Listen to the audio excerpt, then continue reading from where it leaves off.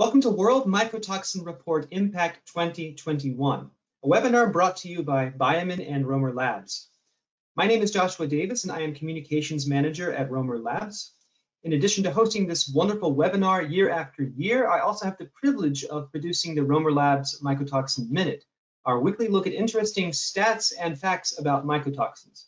It's good to be with you. I'd like to welcome today's three panelists to the webinar.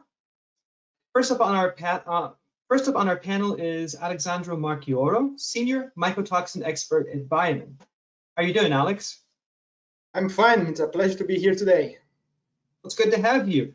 Alex, at this point, I'd probably ask you about all the wonderful places you traveled over the last year, but with all the coronavirus restrictions, of course, you've probably been doing a lot of sitting at home like the rest of us. That said, what are some of the main mycotoxin concerns that you've been hearing about? Yeah, it's true. We work a lot from home, and the corona crisis brought us alternatives, ways to keep in touch with the market, like this one, web. And however, problems related to mycotoxin contamination continue to appear during the past year. And today we are going to present a lot of data on contamination profiles that we found. All right, great. Well, welcome back. It's good to see you. I'd also like to welcome back Anneliese Müller, Product Manager for Mycotoxins at BIOMIN. Hi, Josh. My pleasure to be here. How's it going? I'm doing great, thanks. And I'm also glad to be here. Is there anything in particular that stands out about this year's survey results? I mean, I have to admit, most of the survey is really interesting, but as last year, I'm a big fan of the emerging mycotoxins. Mm-hmm. Yeah, the emerging mycotoxins, those ones that you may not always test for, that still could cause problems, right? Yes, exactly. I think it's a topic we should pay attention to. Well, good. And if I understand correctly, you'll be saying a little bit more about that later, right? Exactly. We're looking forward to that. Good to have you here. Thanks. And I'd also like to welcome my colleague Nora Kogelnik, Product Manager for Mycotoxin Rapid Solutions and ELISA at Romer Labs, who is also joining us here for the first time. Hi, Josh. It's great to be here. Well, it's great to have you here, Nora. And if I'm not mistaken, you've been more than a little busy lately, haven't you? That's right. We've rolled out a new product, Aggregation Pro Reader test kits for the rapid detection of mycotoxin. I will be talking about it a bit later in the webinar. Well, that's great. I'm sure that we're all looking forward to hearing more about it. And we'll certainly talk about it a bit later. But before we jump into the webinar, I just want to make a few announcements to our audience. I want to remind you that this is an interactive webinar. When you open the toolbar on the right-hand side of your screen, you'll find a menu for audio, visual, and other technical settings within the webinar platform. You can ask a question at any time throughout the session, so please feel free to enter questions for our speakers and for the Q&A session later on. If we can't get to your question over the course of the webinar, we may contact you by email afterwards with an answer. We want to hear from you, so please don't be shy. So, without further ado, let's get into the survey. Alex, tell us, what can you say about the survey this time around? Well, as you know, the BIOMIN Mycotoxin Survey is part of the technical service we offer to our customers. And we collect data from their feed materials samples to help them to understand which mycotoxins are found, at which concentrations, and the potential threats to their animals. So based on the data, we can give tailored recommendations regarding the most suitable product and proper dosage for complete and cost-effective mycotoxin risk management. So let's have a look at the numbers. So BIOMIN run this survey every year since 2004. In 2020, we tested more than 21,000 samples on finished feed and raw materials. And we performed more than 96,000 analyses. So this data came from 79 countries. This gives us a pretty good picture of the worldwide occurrence of mycotoxins. But let's go through into this topic with more details and have a look at the worldwide contamination. So let me explain how to read this map. For all regions, we listed the prevalence for the main mycotoxins analyzed in the boxes. You can see how many samples tested positive for aflatoxin, zeralanine, deoxynivalenol, T2 toxin, fumonisin, and ochratoxin A. In this world map, the subregions of the world are colored according to the percentage of the samples above the risk threshold. So worldwide, 65% of the samples exceed these thresholds. Risk threshold may be a tricky concept for some of our listeners. Could you explain it to us? Yes, of course. So the risk thresholds are defined by BIOMIN due to worldwide practical experience and in the field, and scientific trials, and also according to the literature. So yellow means moderate risk, and up to red representing extreme risk with more than 75% of the tested samples above the risk threshold. So we can see that all regions are affected by mycotoxin. And then take into consideration global trade of raw materials. So the occurrence and concentrations you observe pose a potential threat to swine, poultry, ruminant, and aquaculture production. Well, thanks. That makes a lot of sense. So tell me, according to your analysis, what are the main factors contributing to the patterns of worldwide mycotoxin occurrence that you see? Well, as we know, fungi on crops in the field or in the storage levels have produced mycotoxins a long time. So we know that the environmental stress has a significant impact on this. And at the moment, climate change is the main trigger influencing mycotoxin prevalence around the world. So extreme scenarios such as desertification, floods, and fluctuation between wet and dry periods affect the life cycles of fungi. So weather conditions at certain growing stages, particularly flowering and harvesting, definitely influence the mycotoxin occurrence. And to illustrate this impact, I have brought some examples here. So soybean planting in Brazil was underway due to little rainfalls, and something similar happened in Argentina. And you can remember that this region was affected by the phenomenon called La Niña last year. So in the US, also the corn and soybean crops were affected due to damaging weather conditions during August in parts of the Midwest region. And also in central China, devastating floods in June and July caused also a huge impact on agriculture, damaging huge crops areas, including rice, vegetables, and fruit. And the strong floods also occurred in Bangladesh with a lot of damage. So as you can see, these extreme weather events are increasingly present, impacting our lives and the production of the raw materials for food and feed production. So in the world maps that you just showed us, there are many different mycotoxins in the mix. Do these occur in similar patterns everywhere, or is there a geographic variation? Yeah, good point, Josh. I think to answer this question, let's go through the data.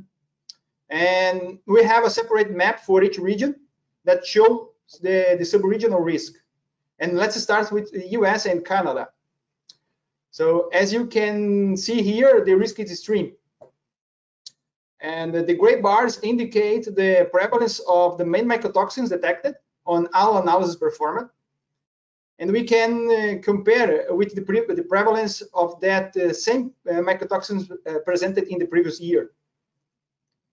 So the pictures of the animals are colored according to the proportion of samples above the risk threshold for each animal species.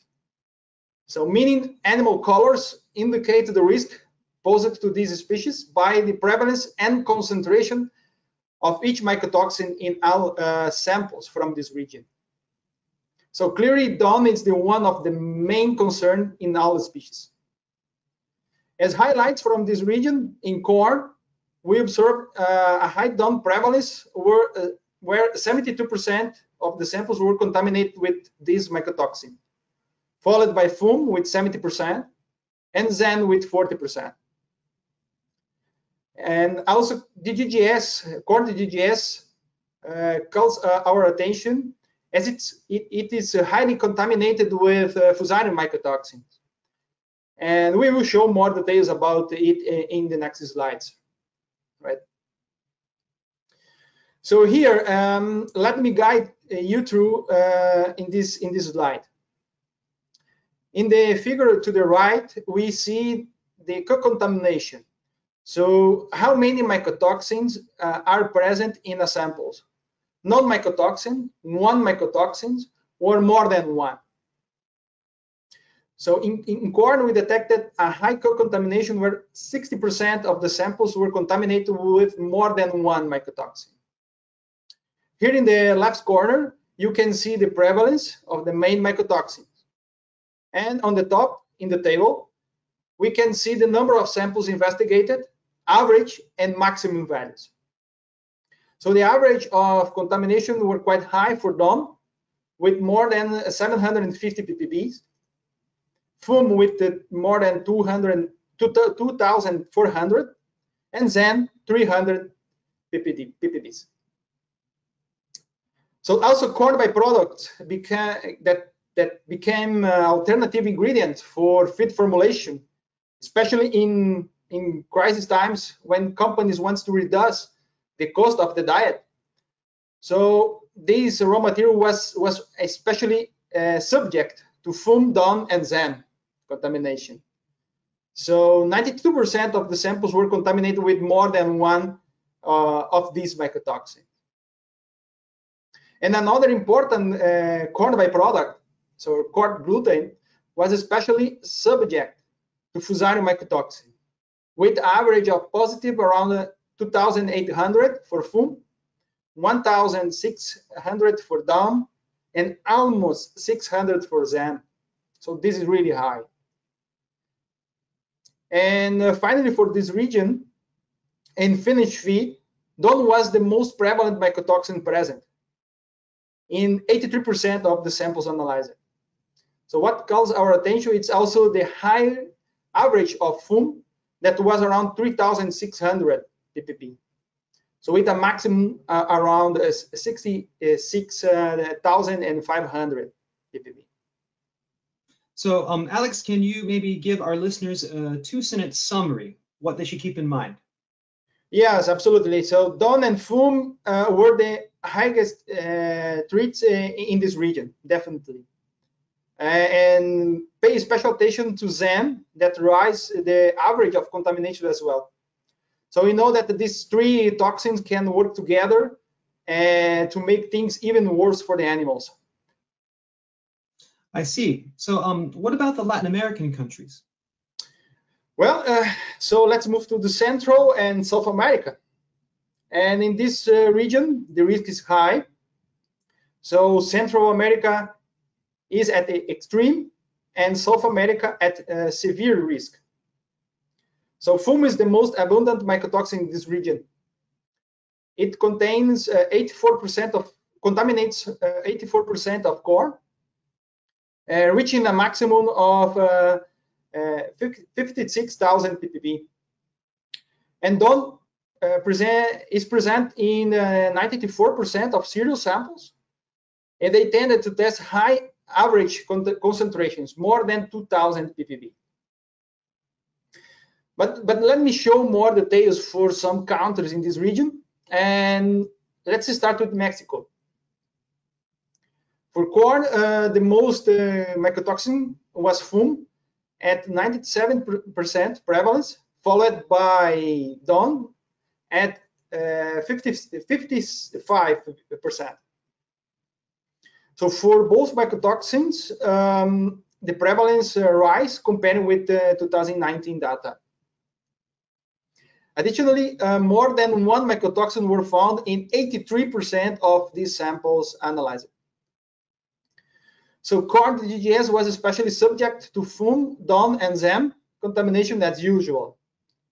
So what is impressive here is the average of DON, almost 4,400 ppb. And for another country in this region, Guatemala, 92% of finished feed samples were contaminated with more than one mycotoxin.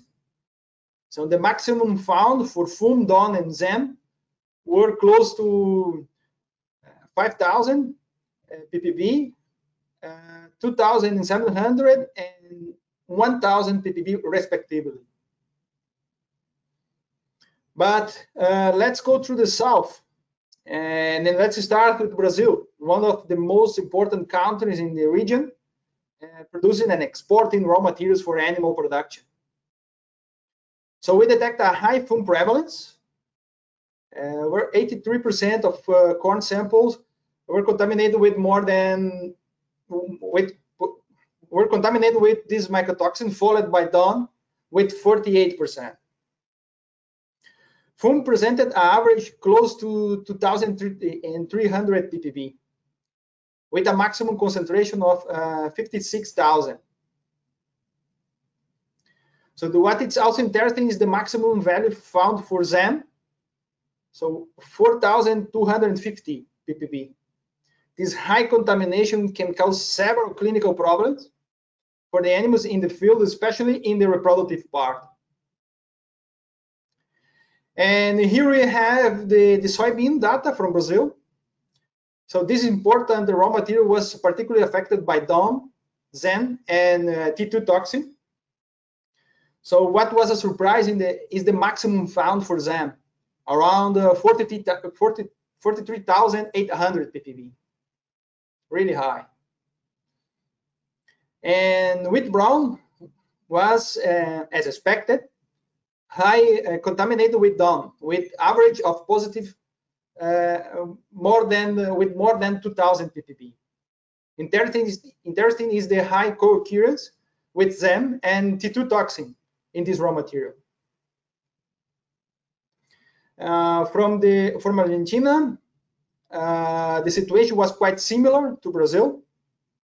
So corn was high contaminated with 2,721 ppb of fum on average, followed by DON with 631 ppb. However, the maximum DON found was really high with more than 6,000 ppb. And also for wheat from this region, yeah, the wheat were highly contaminated by DON with average of around 1,900 ppb, reaching a maximum of more than 13,000 ppb. So also the other fusarium mycotoxins, ZEM, T2 toxin, and fumonisin were present. Wow, so it looks like all the American countries, North and South America, are exposed to high levels of mycotoxin contamination, especially fusarium toxins, right? Yeah, that's right. Yeah, the American regions are showing high risk for all animal species, especially regarding fum, DON, and ZEM, as we presented. Okay, so now let's have a quick look at the highlights of mycotoxin occurrence in Europe and Asia. And for this, I'd like to bring Annelies into the conversation. Thanks, Josh. I would like to start with Europe. And in Europe, we see the overall risk is still high to severe. The most prevalent mycotoxin is deoxynivalenol, followed by Zeralanine. And the risk in Europe is really mainly due to deoxynivalenol occurrence, particularly in corn. Some highlights I want to show you. Besides the high prevalence of deoxynivalenol in corn, we see a slight increase in Zeralanine contamination levels. The average of positives increased to over 170 ppb, and also in cereals, we could detect deoxynivalenol at concentrations as high as 11,870 ppb. So this just is a short overview. Moving on to Asia. In this region, As last year, the risk remains extreme, and the highest risk we see in South Asia and also in China and Taiwan. East Asia and Southeast Asia are still at severe risk. And again, there is moderate risk for Australia and New Zealand. We see in Asia again high levels of the Fusarium mycotoxins. The fumonisin are the most prevalent mycotoxins found, followed by deoxynivalenol and Zeralanine. Interestingly, the abundance of ochratoxin A as well as T2 increased when we compare it to the last year. In this region, aflatoxin is still really a big problem for all livestock.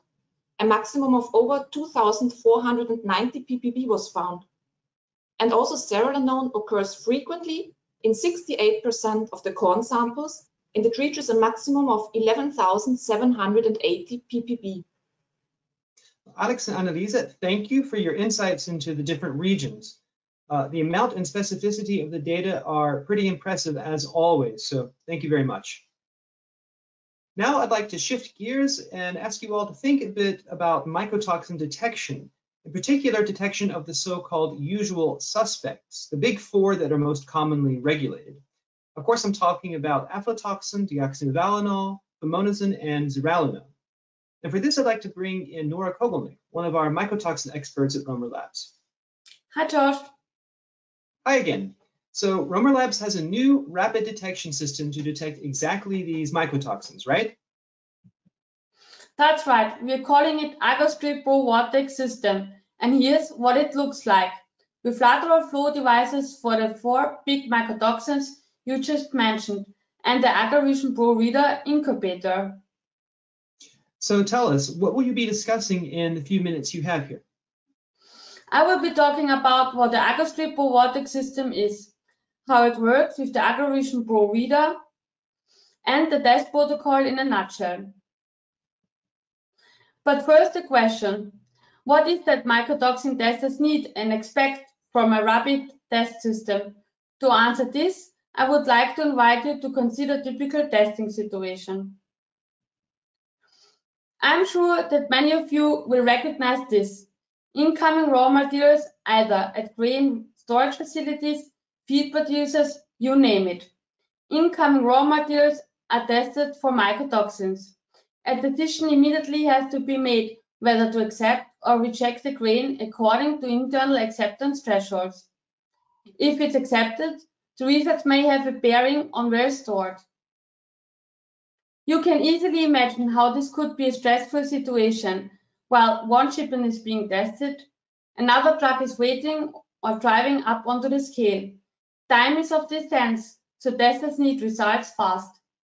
There could be more trucks just waiting for approval to unload.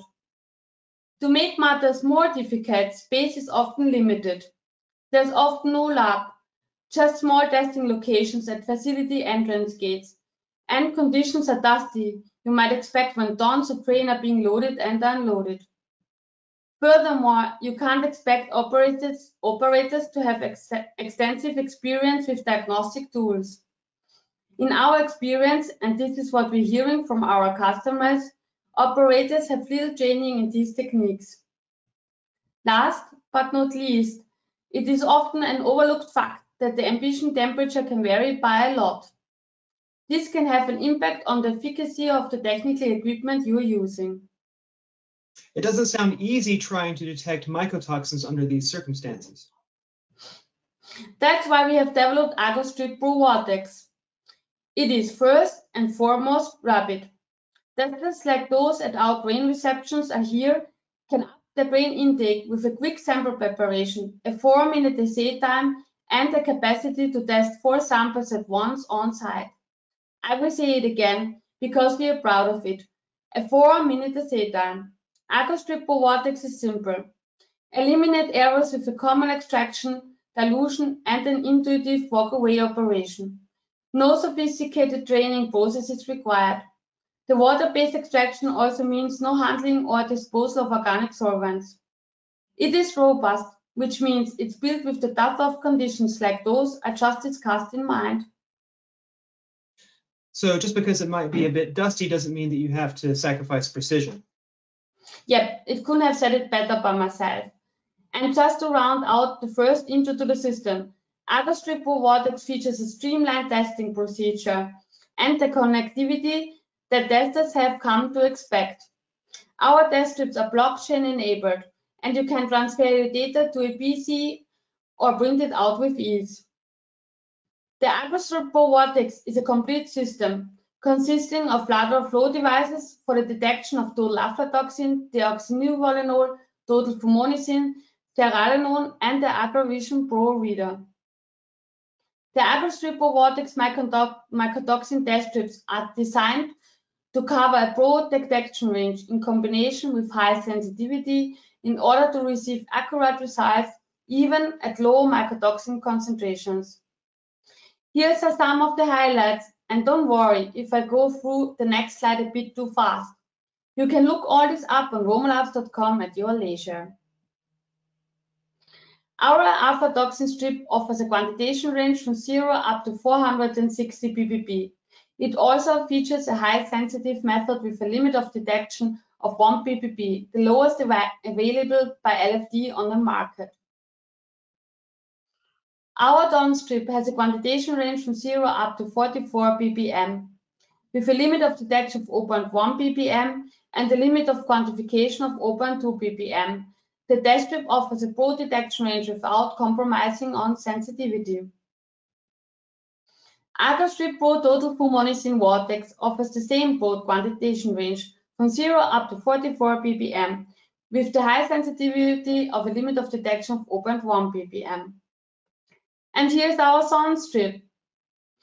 It has a wide concentration range from 0 up to 1650 ppb, with a limit of detection of 25 ppb and a limit of quantification of 40 ppb. That sounds great, but I'm really interested in hearing more about that reader. The Aggregation Pro Reader is much more than just a reader. It's got a built-in incubator and has a 7-inch display, and very important, all 4 slots operate independently, which makes it that much easier to use. So how does all this work together? First, don't laugh. Turn on the Aggregation Pro and choose mycotoxins. Then you have your extraction. Weigh in your sample and add the extraction buffer, bag, and water. Shake, shake, shake. Dilute and centrifuge. One thing and point out here, all 4 mycotoxins share common 1:11 dilution. Which means that you can test for all 4 mycotoxins from the same extraction, right? That's right. And here comes the fun part. Put the strip in the cartridge and put the cartridge into the reader. The Aggregation Pro will prompt you for some information about the sample. And then you prepare the extract into the cartridge. And then what? Then you can do whatever you want to. Prepare another sample, read a book, watch a cut video. The Aggregation Pro Reader takes care of the rest. Incubation and timing are all automated. Results are displayed automatically when the test is done. Of course, you can get more detailed information for each sample. Just tap the information icon on your set. So let's sum up. The AgroStrip Pro Vortex is rapid. Test 4 mycotoxin at once in just 4 minutes. With a common extraction and dilution and an intuitive walk-away operation, it's easy and really to use. It's robust, giving precise, reliable results even in the toughest of conditions. It is connected with blockchain-enabled strips and easily printable and exportable results. And last but not least, our experts are here to help whenever and wherever you need them. So where can people find out more about AgroStrip Pro Vortex? Just visit romerlabs.com/en/agrostrip-pro. All you need and more is there. All right, well, thank you, Nora, and congrats to you and the whole team for rolling out such an impressive test system. Now, as we know, there are more than just 4 mycotoxins out there. What about all those other mycotoxins, Annalisa? Yes, exactly. In addition to the main mycotoxins that are well studied and subject to regulation, There are also other mycotoxins researchers are warning of, the so-called emerging mycotoxins. In BIOMIN, we offer the multi-mycotoxin analysis method Spectrum Top 50, which detects over 50 mycotoxins, including the emerging mycotoxins, in just one run. So maybe for listeners not so familiar with these terms, what do you mean by emerging and masked mycotoxins? Can you help us out with the terminology? Sure, it's a good question. The emerging mycotoxins are frequently found on agricultural commodities. There is scientific literature supporting that they have toxic effects and investigations, and also the European Food Safety Authority is showing increasingly interest and is publishing reports with risk assessment for these toxins. I also want to point out the masked mycotoxins very briefly. Here you can see a fungus, a mice plant infected by a fungus and producing a mycotoxin, deoxynivalenol. What can happen in the plant is that as a defense mechanism, the plants attach a glucose molecule. Now the molecule is called deoxynivalenol 3-glucoside. This is a masked mycotoxin. We call it like this because it cannot be detected anymore with conventional methods. What happens in the animal then is that in the gastrointestinal tract, the glucose is cleaved and the original deoxynivalenol is present and can harm the animal. Also, the EFSA, European Food Safety Authority, highlighted the importance of considering the occurrence of those masked mycotoxins. Now I want to show you an overview of our results with the Spectrum Top 50 method. 2,878 samples have been analyzed, and the mycotoxins are listed in the left according to their abundance. Most prevalent was deoxynivalenol, and in red we see the masked mycotoxin, deoxynivalenol 3-glucoside. It was present in 42% of the samples, and in blue the emerging mycotoxins. And here ovaricin, alternariol, and amyotines have been very frequently found. And just to give you an idea of what we know about those emerging mycotoxins now, for moliniformin, it has been reported that broilers are very susceptible. It is genotoxic and can have negative effects, particularly on the heart, but also muscular weakness, respiratory distress, and immunosuppression have been described. Ovaricin and amyotines showed negative effects on the immune system, and accumulation in fat-rich tissue was shown, although to a very low degree. Alternariol showed no acute toxicity, but still the chronic effects needs to be investigated. And in lab experiments in vitro, we see cytotoxicity, mutagenicity, as well as effects on reproductive and immune system. So let me ask, what about the prevalence of these emerging mycotoxins?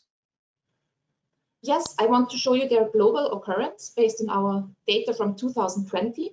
We see they are globally present and they are highly frequent. I show you in blue the two emerging mycotoxins most often found in a different region in different commodities.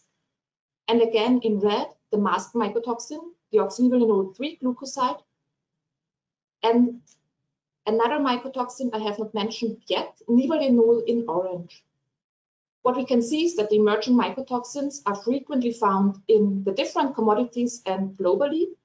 And looking at the occurrence of the masked form, we see it was found in 80% of all corn samples in South Africa. So this was pretty interesting for me.